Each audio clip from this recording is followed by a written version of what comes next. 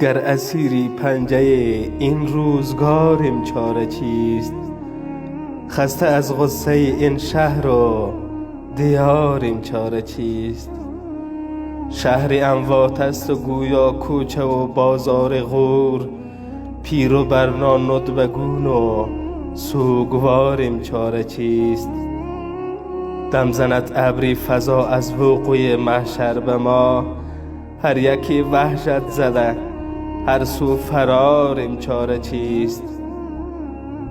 طفلکی رخسار گلگونش به گیل آلوده است، از سمایش گرد مرگ را می فشاریم چاره چیست؟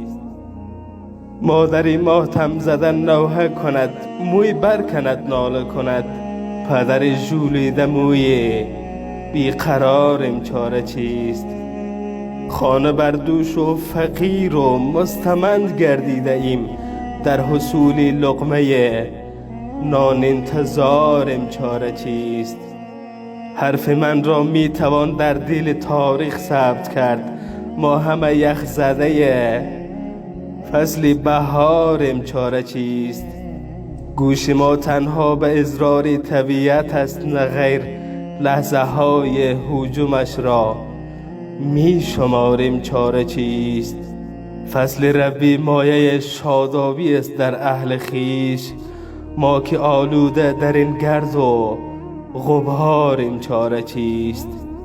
طفلکی رخسار گلگونش به گیل آلوده است، طفلکی رخسار گلگونش به گیل آلوده است، از سمایش گرد مرگ را می فشاریم چاره چیست؟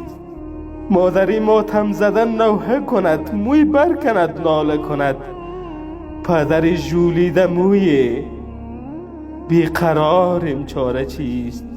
خانه بر دوش و فقیر و مستمند گردیده ایم، در حصول لقمه نان انتظاریم چاره چیست؟ در حصول لقمه نان انتظاریم چاره چیست؟